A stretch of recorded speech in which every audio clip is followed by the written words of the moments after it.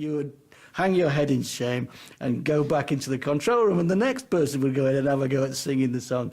And that's the audition process for 10cc's lead vocals. Do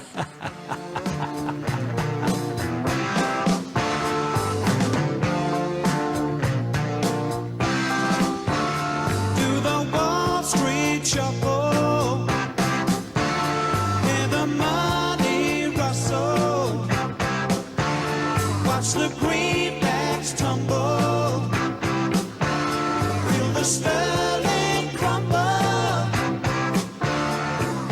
Eric and I tended to write more, I think it was kind of a sort of pop influence, whereas Kevin and Laura were more into experimenting, but then they needed, I think, more of our studying influence on them. Sometimes the songs would benefit from our rearranging them. They would do one brilliant part and never ever repeat it. It would drive me mad.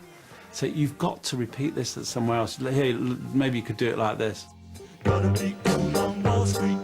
There's something that you get a certain extent with the Beatles as well. You get those different voices and those different ideas coming through. But with 10cc, it was that kind of slightly cut and pasty feel to their albums and even to their songs. It's in many ways quite ahead of its time. You get that quite a lot in modern pop songs nowadays. You're just noticing like shifts of mood really quickly, and there are certain modern songwriters who've taken a lot from that.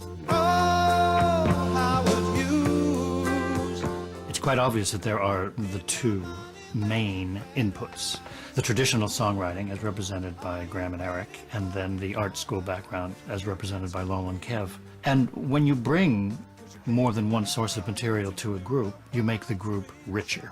And so 10cc had a wider and deeper catalog than they would have had they been just one or the other. You bounce out, you really do, but you're living on instinct. You get a tip, you follow it, and you make a big killing. To me, if there was one album that epitomises 10cc, it's sheet music. We've got lots of very, very good reviews for that album.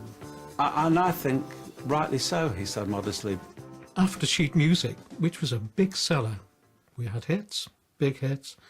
Worldwide, we were getting bigger sales. We were stone broke. 10cc were skint because our contract was paying us 4%. I called Jonathan King. I said, Jonathan, we've been with you 3 years now. We've got 2 years to run on our contract. 4%, I'm sorry, we can't survive on it. We're skint.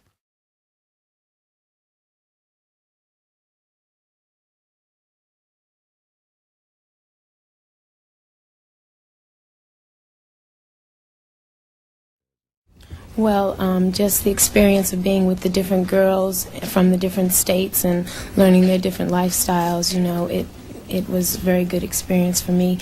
And then again, getting exposure, you know, which I think every girl should have, you know, to show their talent and, you know, their poise and their personality and what they can do. And that's helped me to show it better.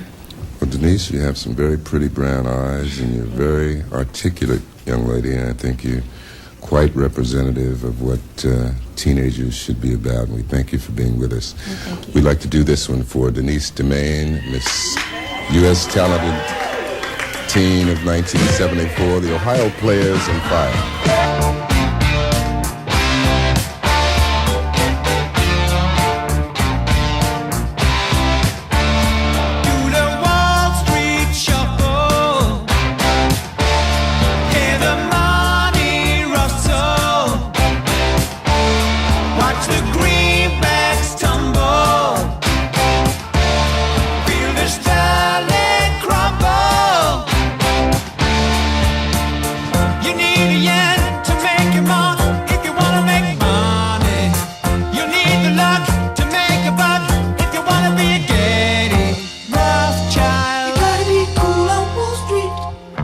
Be cool on Wall Street when your index is low.